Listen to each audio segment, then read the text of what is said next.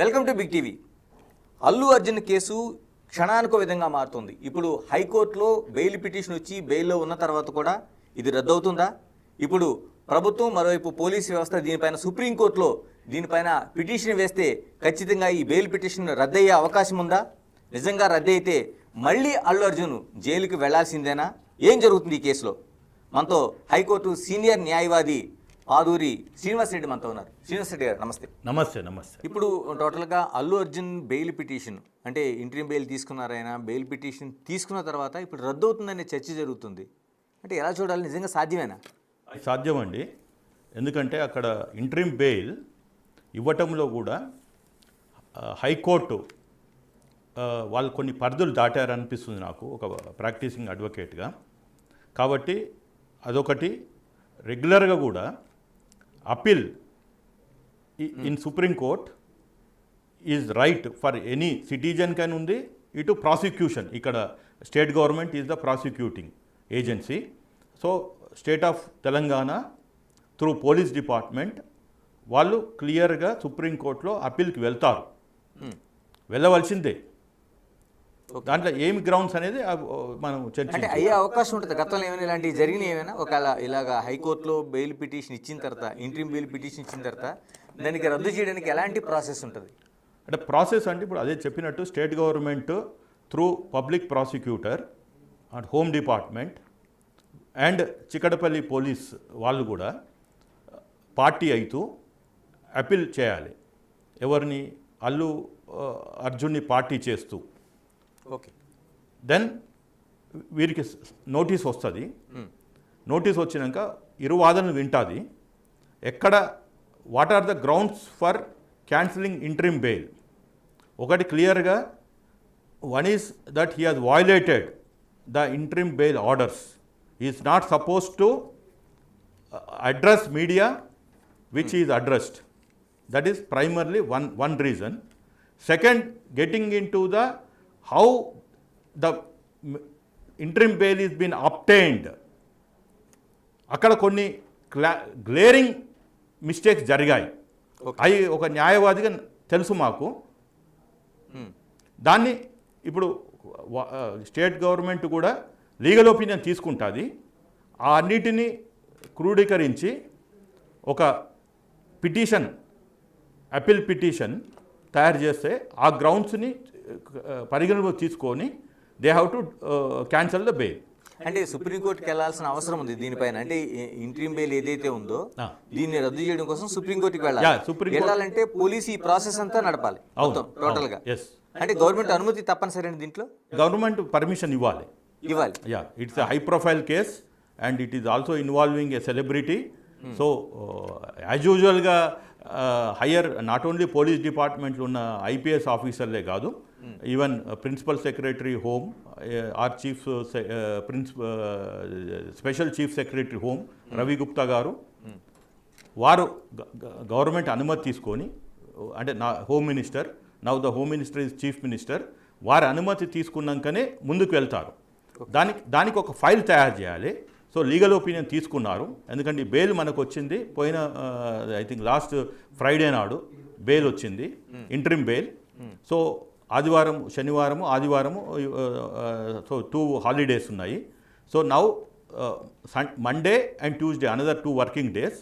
Probably in నాకు తెలిసిన సమాచారం ప్రకారం అయితే అనదర్ 24 hours to 48 hoursలో they will go for Supreme Court for appealing to cancel this interim bail. అంటే కదండి, ఒక బెయిల్ రావాలంటే దానికి అన్ని గ్రౌండ్స్ చూపించాలి టోటల్గా. ఒక వ్యక్తికి బెయిల్ రావాలంటే అది ఇంటరీమ్ బెయిల్ కావచ్చు, లేకపోతే మామూలు బెయిల్ కావచ్చు. ఇప్పుడు ఈ బెయిల్ని క్యాన్సిల్ చేయాలన్నా ఏదో గ్రౌండ్స్ ఉండాలి. ఆ గ్రౌండ్స్ లేకపోతే క్యాన్సిల్ చేయడానికి సుప్రీంకోర్టు కావచ్చు, ఎక్కడ కూడా ఆ బెంచ్ కావచ్చు, ఇది ఒప్పుకునే అవకాశం ఉండదు. ఎలాంటి గ్రౌండ్స్ చూపించే అవకాశం ఉంటుంది ఇప్పుడు? అంటే ఇప్పుడు చూడండి, ఇప్పుడు ఇక్కడ the case argued by senior advocate of the accused was on a wrong foundation first of all. అంటే ఎలాగంటారు? రాంగ్ ఫౌండేషన్ ఎలా వేశారంటారు? అంటే వాళ్ళు హైకోర్టులో క్వాజ్ పిటిషన్ మూవ్ చేశారు 11th December నాడు. ఓకే. మేము 12th నాడు ఇంప్లీడ్ అయ్యాము. Please see the dates also very important. 13th నాడు, దట్ ఈస్ ఫ్రైడే, లిస్ట్ కాలే. It was the quash petition is not listed.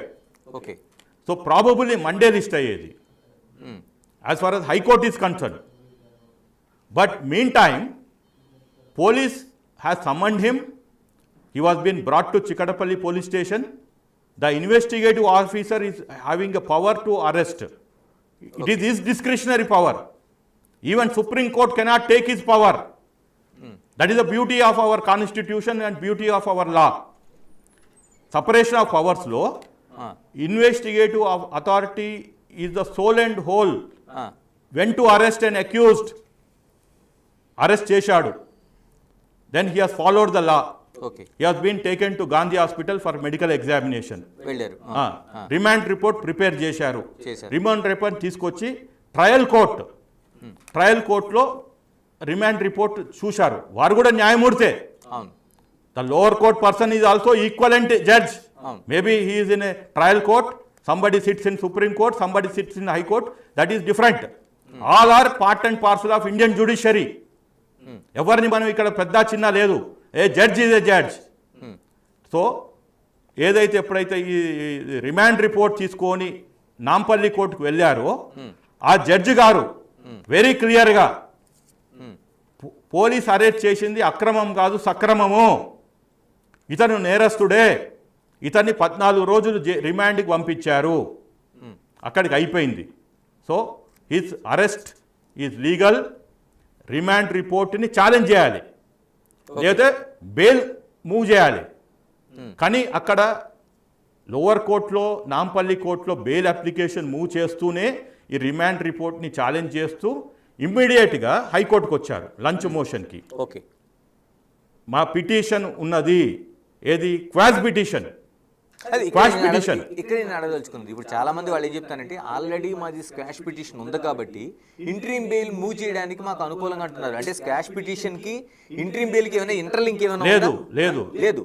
Even squash petition అంటే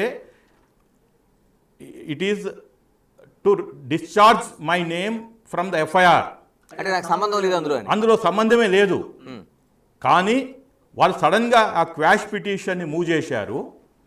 అంటే lunch motion బట్టి అరెస్ట్ కాలే. Not to at least they if quash petition objective ఏంటి అంటే 1 line order ఇస్తారు నార్మల్గా. ఇదేం మొదటిసారి కాదు, లాస్ట్ టైం కాదు. ఓకే. మొత్తం ఏమంటారు అంటే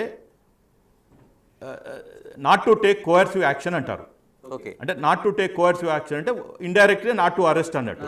but even if the investigative officer can arrest also. Coercive అంటే వేరు, అరెస్ట్ నాట్ టు అరెస్ట్ ఇదే యాంటిసిపేటరీ బెయిల్. సో వీళ్ళు only quash petition, the objective of quash petition is to remove my name. I'm no way connected with the crime, but somehow ఎఫ్ఐఆర్లో నా పేరు పెట్టారు. దాన్ని అక్కడి మటుకే అన్నట్టు. అక్కడ ఆ క్వాష్ పిటిషన్లో ఇంటర్లాకేటరీ అప్లికేషన్ ఐఏఎస్లో ఎక్కడ వాళ్ళు మాకు బెయిల్ అడగలేదు. బెయిల్ అడగవలసింది ఎప్పుడు యాంటిసిపేటరీ బెయిల్ మూవ్ చేయాలి, అది మూవ్ చేయలేదు. తర్వాత అరెస్ట్ అయినాక when the cause of arrest has happened, the first and primary relief they are supposed to get in the lower court. Okay. అది దొరకలేదు. సో సడన్గా వాళ్ళు ఈ క్వాష్ పిటిషన్ దగ్గరకు వచ్చారు. క్వాష్ పిటిషన్ లంచ్ మోషన్కి వచ్చినప్పుడు అరెస్ట్ కాలే అక్కడ. కాబట్టి జడ్జి గారు ఏమన్నారు, ఐ విల్ లుక్ ఇట్ అని చెప్పారు. కానీ వెరీ అన్యూజువల్గా, రేరెస్ట్ ఆఫ్ రేర్గా after 4 o'clock, okay, again I'm saying it is the discretionary of the judge. But the court should also look into the larger interest of not just protecting an individual, but what happens about the trust and confidence in the society అనేది చాలా ముఖ్యం. శ్రీనివాస్ రెడ్డి గారు, నేను అంటుంది quash petition చేశారు అంటే అల్లు అర్జున్ సంజయ్ థియేటర్కి వెళ్ళడం అనేది వెళ్ళారు, పోలీసులు అనుమతి ఇవ్వలేదు, వాళ్ళ అనుమతి కోరిన పోలీసులు అనుమతి ఇవ్వలేదు ప్రదర్శనకి. ఆయన ప్రదర్శనగా వచ్చాడు, అభిమానులతో వచ్చాడు, బౌన్సర్లతో వచ్చాడు, లోపలికి వెళ్ళాడు. ఇంత జరిగిన తర్వాత తొక్కిసలాట జరిగింది. అంటే అల్లు అర్జునే అక్కడికి ఆ థియేటర్కి, సంజయ్ థియేటర్కి వెళ్ళకుండా ఉండి ఉంటే ఈ రోజున తొక్కిసలాట జరిగి ఉండేది కాదు, రేవతి ప్రాణాలు పోయి ఉండేవి కాదు, ఇప్పుడు శ్రీతేజ దాదాపుగా 13 రోజులుగా ఆసుపత్రిలో ఉండే పరిస్థితి కూడా ఉండేది కాదు. కానీ ఇంత జరిగిన తర్వాత నాకు సంబంధం లేదని స్క్వాష్ పిటిషన్ ఎలా వేస్తారు? మీరు చాలా కేసులు చూస్తుంటారు కదా, చెల్లుబాటు అవుతుంది అది? అదే చెప్తున్నాను. స్క్వాష్ పిటిషన్ వేయటానికి వారికి రైట్ ఉంది. ఈవెన్ డైరెక్ట్గా అతను అంటే వేరే కేసులలో మర్డర్ చేసిన ఎవిడెన్స్ ఉన్నా వేసుకోవటము అతనికి చట్టం ఇచ్చిన హక్కు. ఓకే. కానీ కోర్టులు చూడవలసింది ఏంటిది అంటే ఇది కొద్దిగా కాంప్లికేటెడ్. ఇక్కడ డైరెక్ట్గా అతను మర్డర్ చేయాలని రాలేదు, కానీ he is a prime accused. ఇప్పుడు ఆమె సినిమా చూడటానికి వచ్చింది, అల్లు అర్జున్ అనేవాడు వాని ఇంట్లోనే ఉంటే ఈ మహిళ చనిపోకపోయేది. అది కరెక్టే కదా? ఎవరికైనా మినిమం సెన్స్ ఉన్న కామన్ సెన్స్ ఉన్నది కరెక్టే కదా? ఇన్ని బెనిఫిట్ జోలు తెలంగాణ మొత్తం జరిగినాయి, ఎవరు చనిపోలేదు కదా. First reason is Allu Arjun రావడంతో తొక్కిసలాట అయింది. సరే, దాంట్లో టెక్నికాలిటీస్ ఉన్నాయి. అంటే ఇక్కడ క్వశ్చన్ ఆఫ్ లా అంటాము, question of facts. Question of law is supreme court, constitutional rights. Question of facts మీద ట్రయల్ జరిగేది లోవర్ కోర్టు. హైకోర్టుకు వచ్చే వారికి it's a combination of both. ఇటు క్వశ్చన్ ఆఫ్ లా ఉంటుంది, ఇటు క్వశ్చన్ ఆఫ్ ఫ్యాక్ట్స్. అయితే ఇక్కడ ఏం చేసిండ్రు అంటే, I will tell you the thing is, ఎవరైతే సీనియర్ అడ్వకేట్ అపియర్ అయ్యారో వారి యొక్క పదవి అంటే అదొక డిజిగ్నేషన్. సీనియర్ అడ్వకేట్ అంటే ఏజ్తో పాటు వచ్చేది కాదు. Again I'm telling to the viewers, it is not ఒక సీనియర్ రాజకీయ నాయకుడు, సీనియర్ డాక్టర్ అంటే ఏజ్ తోటి వచ్చింది కాదు. It is a designation given by high court or supreme court. ఒకసారి ఆ డిజిగ్నేషన్ వస్తే వాళ్ళ డ్రెస్సు, ఆ గౌన్ కూడా వేరే ఉంటుంది. సీనియర్ అడ్వకేట్ గౌన్ వేరే ఉంటుంది. ఆయన సొంతంగా అక్కడి నుంచి ప్రాక్టీస్ బంద్ చేయాలి. Okay, is more than A advocate and less than A judge. ఎందుకు అంటే మన ఇండియన్ జ్యుడిషియరీలో ఎక్స్పర్ట్స్ కావాలి. ఆ సీనియర్ అడ్వకేట్ డిజిగ్నేషన్ రాగానే వాళ్ళకి కొన్ని ప్రివిలేజెస్ ఇస్తారు. అందులో ప్రివిలేజెస్ ఏంటి అంటే, హీఈస్ ఎన్ ఎక్స్పర్ట్. అతను 24 గంటల్లో ఎప్పుడు ఆయన హౌస్ మోషన్ మూవ్ చేయొచ్చు, లంచ్ మోషన్ మూవ్ చేయొచ్చు.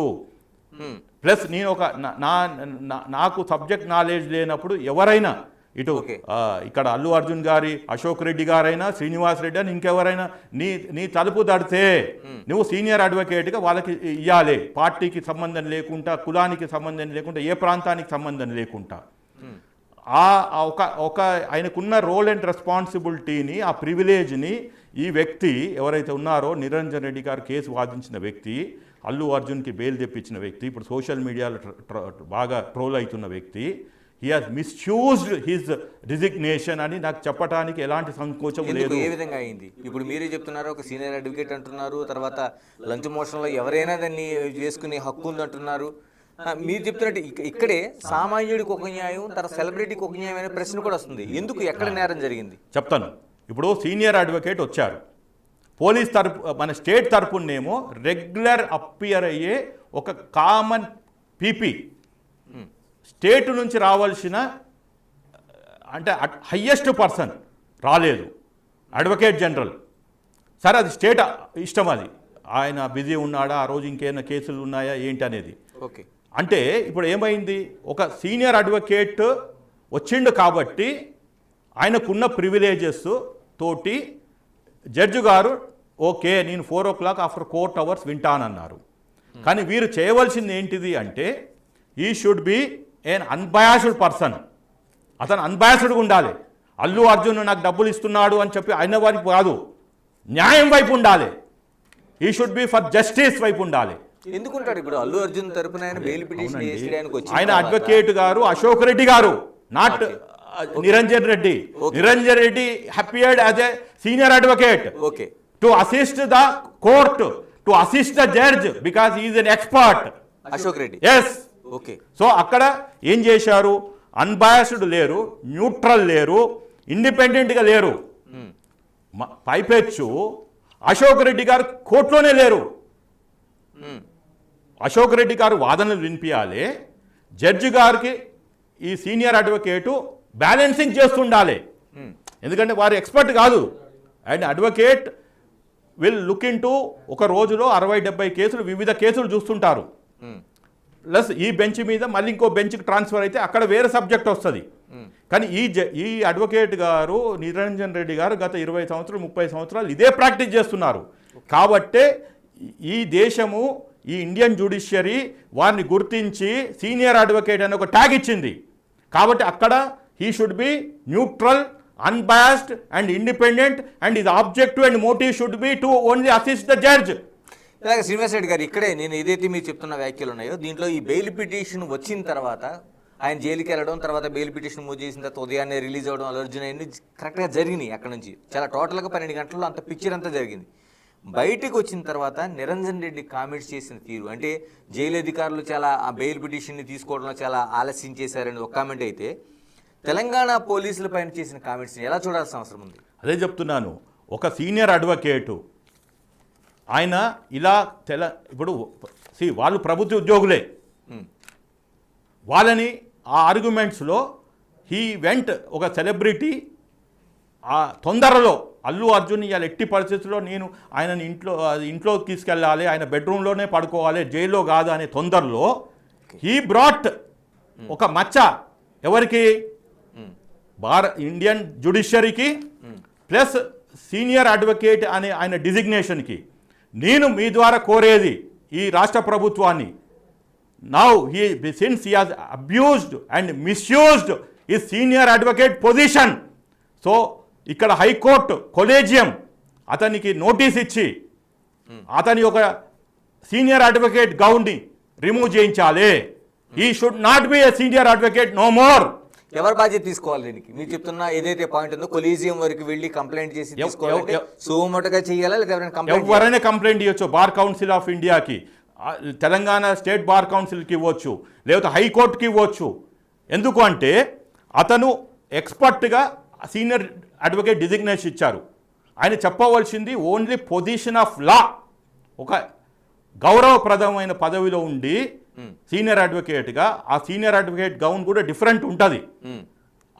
ఆ హోదాలో కోర్టు మీరు వచ్చిండ్రు, మీరు అపియర్ అవుతుండ్రు కాబట్టి మీ గౌరవం తోటి 4 తర్వాత ఓపెన్ చేశారు కోర్టు ఆఫ్టర్ కోర్ట్ అవర్స్. కానీ మీరేం చేశారు? మీరు పొజిషన్ ఆఫ్ లా చేయకుండా మీ ఆర్గ్యుమెంట్స్ అందరినీ తమ్మిని చేశారు. ఎందుకు అంటే అది high profile case. Somehow I don't know, even the state government also should file a case on him. How dare he will misguide the court. It is nothing but fraud on the court. ఎందుకంటే ఆయన position of లానే చెప్పాలి. he should assist the judge only on this expert subject. అంత మటుకు ఆయన పరిధి as a senior అడ్వకేట్గా ఆయన రిక్వెస్ట్ని ఆమోదించిండ్రు. అది ఎవరు జడ్జిగా ఏది నా సబ్జెక్ట్ కాదండి, ఫలానా అశోక్ రెడ్డి గారు నేను మీ సహాయం కావాలంటే ఆయన సీనియర్ కౌన్సిల్కి వచ్చాడు సీనియర్ అడ్వకేట్గా. కాబట్టి అతను స్పీడీ ప్రొసీడింగ్స్ అడిగాడు, స్పీడీ ప్రొసీడింగ్స్ అయినాయి. కానీ అతను ఏం చేశాడు? ఈ ఆర్గ్యుమెంట్స్ అన్నిని తప్పులుగా చూపించి పోలీసులు నేరం చేశారు. ఇన్ఫ్యాక్ట్ ఇంకొక స్టెప్ ముందుకెళ్తాడు అనుకున్నా కానీ అప్పటికి వాదనలు అయిపోయినాయి. ఇంకా మొత్తం చనిపోయినందుకు, రేవతి చనిపోయినందుకు, లేదా వాళ్ళ అబ్బాయి వాళ్ళ ఐసీయూలో ఉన్నందుకు పోలీసుల మీదే కేసు పెట్టమనే స్టేజ్కి పోయేవాడు. So because of his senior advocate position he dare to do all this nonsense in the court. Srinivas Reddy garu, ఇంకోటి కీలకమైన చర్చ జరుగుతుంది బయట. చనిపోయిన రేవతి కుటుంబానికి అల్లు అర్జున్ 25 లక్షల రూపాయలు ఆయన ఆ కుటుంబానికి సహాయంగా అందిస్తానని ప్రకటించాడు. తర్వాత ఆసుపత్రి ఖర్చులు కూడా తనే ఇస్తానని చెప్పాడు వచ్చిన తర్వాత. అయితే దీన్ని కూడా తప్పుపడుతున్న పరిస్థితులు ఉన్నాయి. అంటే నిజంగా తప్పుపట్టే అవసరం ఉందా? అది తప్పే, 100% తప్పు. ఎలా తప్పు? ఆయన ముద్దాయి.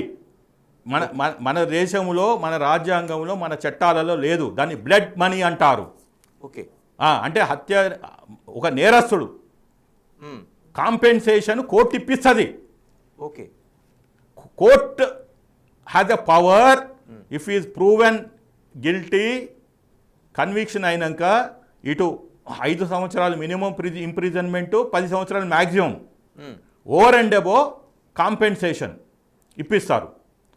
అది కోర్టుది, not two individuals coming together and ఒక అక్యూజ్డ్ ఒక విక్టిమ్ వచ్చి సెటిల్మెంట్ చేసుకునే మన లీగల్ ఫ్రేమ్వర్క్లో లేదు.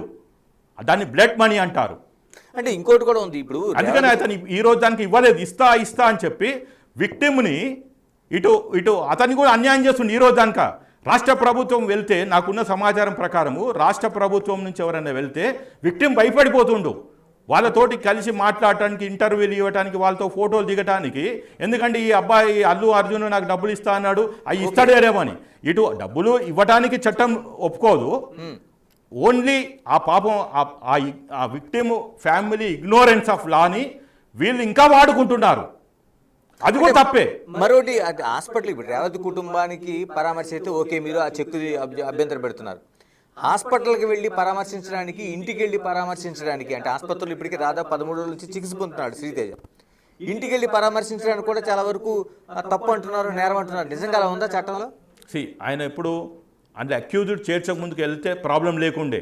ఆయన ఎప్పుడు అక్యూజ్గా చేర్చారు? ఇన్సిడెంట్ అయింది 4వ తారీఖు మధ్యరాత్రి, ఏది ఆ బాలుని హాస్పిటల్ జారీ చేసింది.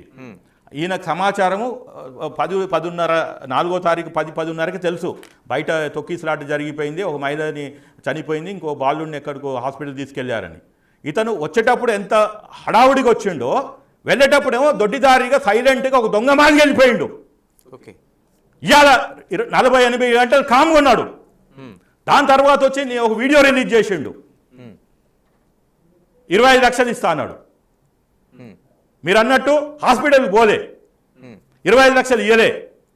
రెండవో ఇప్పుడు ఆ విక్టిమ్ని రాష్ట్ర ప్రభుత్వం సహాయం తీసుకుంటే మేము 25 లక్షలు ఇవ్వమని చెప్తుంది. ఫస్ట్ ఆఫ్ ఆల్ ఇవ్వడానికి లేదు ఆడ ఛాన్సు. రెండోది ఇప్పుడు ఎక్యూడ్ చేయడానికి అక్కడ పోలేడు. ఈ కెనాట్ గో బికాజ్ ఇప్పుడు వాళ్ళ తండ్రే కాదు, డైరెక్ట్ ఈజ్ ఆల్సో విక్టిమ్ బతికి ఉండి అక్కడ. ఇక్కడ రేవతి గారు చనిపోయినరు, ఆన్ బిహాఫ్ ఆఫ్ రేవతి ఈ ఫ్యామిలీ కొట్లాడుతుంది. కానీ అక్కడ బాలుడు, బాలుడి దగ్గర పోవడానికి ఛాన్స్ లేదు, ఆ విక్టిమ్. ఇంకొకటి ఏంది, ఇక్కడ ఒక ఫ్యాన్ అనేది తీసుకొస్తున్నారు. ఇప్పుడు ఫ్యాన్స్ ఒక మీరు చూస్తే ఆయన నా ఫ్యాన్ నేను కలుస్తా అంటుండు. ఫ్యాన్ కాదు, హీజ్ యువర్ విక్టిమ్. నువ్వు వచ్చినందుకు తొక్కిసలాట అయింది, ఆ తొక్కిసలాటలో ఆయన చావు బతుకుల్లో ఉన్నాడు. There is no relationship between fan and cinema actor. It is the relationship between an accused and the victim. Okay. అట్లా వెళ్ళలేడు. Now he is not a fan. ఇది ఇక్కడ వరకు అల్లు అర్జున్ సంబంధించింది ఇలా ఉంది. ఇప్పుడు బాధితుడికి సంబంధించిన కుటుంబాన్ని, మీరు బాధితుడి దగ్గరికి వెళ్ళడానికి వీల్లేదు. అసలు ఆయన అభిమాని, ఆయన అభిమాన నటుడు మధ్య సంబంధం కాదు. ఇది ఒక బాధితుడు, తర్వాత ఏదైతే ఆయన విక్టిమ్ ఉన్నది, ఒక నేరస్తుడు, ఒక బాధితుడి మధ్య సంబంధంలో చూడాలని స్పష్టంగా చెప్తున్నారు. మరి ఇంత జరుగుతుంటే ఏదైతే భాస్కర్ ఉన్నాడో, ఆ కుటుంబంలో నష్టపోయిన భాస్కర్, నేను కేసు విత్డ్రా చేసుకుంటానని చెప్తున్నాడు. ఇదేదో చెల్లుబాటు అయ్యే అవకాశం ఉందా? లేదు, అతను అజ్ఞానంతో చెప్తున్నాడు. అతనికి చట్టాలు తెలియదు. కంప్లైంట్ ఇచ్చినా ఇవ్వకున్నా ఆ రోజు ఎఫ్ఐఆర్ అయ్యేదే. ఓకే, సోమోటోకి అవ్వాల్సింది అంతే.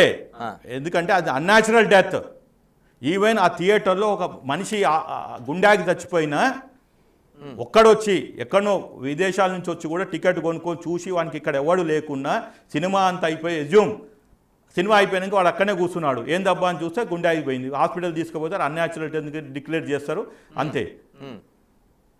అంటే doctor says it's unnatural death, not because of any heart attack or something like that. ఇక్కడ తొక్కిసలాట అయింది, చనిపోయినరు. విక్టిమ్ గురించి కొట్లాడేది స్టేట్ పోలీస్, పబ్లిక్ ప్రాసిక్యూటర్. కాబట్టి ఆ వ్యక్తి ఎవరైతే ఆ భాస్కర్ అనే వ్యక్తి, అతనికి అవగాహన రాహిత్యంతో, without any knowledge of law, he has become another victim.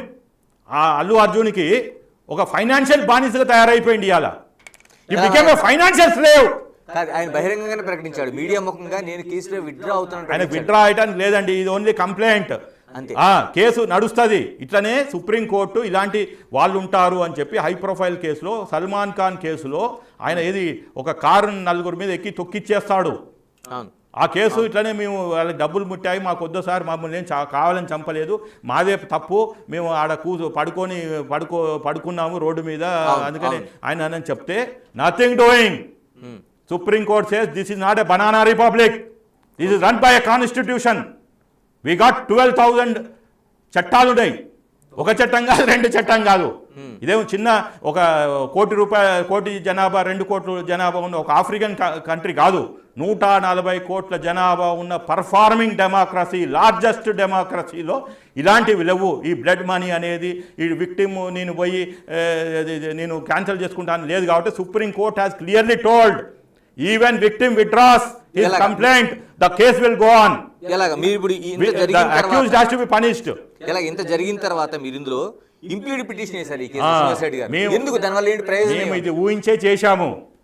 This is exactly నేను ఈ విక్టిమ్ యొక్క వాళ్ళ సామాజికము, సోషల్, వాళ్ళ స్టేటస్, ఫైనాన్షియల్ స్టేటస్ అన్నీ చూసుకొని అతన్ని ఎలాగో ఈ అల్లు అర్జున్ అండ్ వాళ్ళ బ్యాచ్ అంతా కొనేస్తాదని, ఈ కేసు నీరు కారుస్తాదని ఊహించి యాంటిసిపేట్ చేసి, because this is not an unusual case and it has to, నాలాంటి ఒక అడ్వకేటు అంటే మా ఒక పిటిషనరు వచ్చాడు నా దగ్గరికి, సార్ నేనేదో అంటే I'm expecting something is happening, కుచ్ కుచ్ దాలా మే కాలా హై అంటే, ఎస్ ఐఎమ్ విత్ యూ అని చెప్పి ప్రోబోనుగా కొట్లాడుతున్నా. I'm fighting the case on behalf of my petitioner who has a social sense.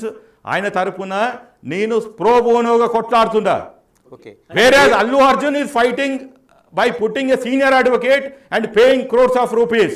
So న్యాయం ఇవాళ విక్టిమ్ విత్డ్రా చేసుకున్నా మాలాంటి ఇంప్లీడ్ పిటిషన్ ఉంటుంది. స్టేట్ గవర్నమెంట్ మీద కూడా మేము ఒత్తిడి తీసుకొస్తున్నాము. Most probably today or tomorrow they are going to file, నాకున్న సమాచారం ప్రకారం they are going to file సుప్రీంకోర్టులో అప్పీల్కి వెళ్తారు. అయితే స్టేట్ ఫాస్ట్గా మూవ్ చేయాలి, లేకుంటే ఇదే లా ఫిక్సింగ్ జరిగింది ఇందులో. ఇప్పుడు లా ఫిక్సింగ్, ఈ లా ఫిక్సింగ్లో మళ్ళీ సుప్రీంకోర్టులో కాకుండా చూసుకోవాలి. కాబట్టి state has to move very forward. నేను మీ టీవీ ఛానల్ ముఖంగా చెప్తున్నాను, ఈ ప్రభుత్వానికి నేను రూపాయి తీసుకోకుండా ప్రోబోనోగా I will assist the public prosecutor also, because I am following this case from the day one onwards. I have got complete knowledge of this one and it has happened in my neighborhood. నేను ఉండే చిక్కడపల్లిలో, ఇక్కడ సంజాతిలో జరిగింది. Police station is close to me and if the government wants my services, I can assist the public prosecutor. ఎందుకంటే మొన్న జరిగిన వాదనలో public prosecutor కూడా నోరిప్పలేదు.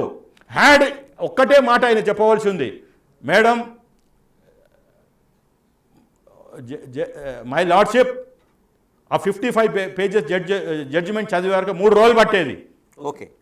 And that is the prerogative of the state. చెప్పలేదు.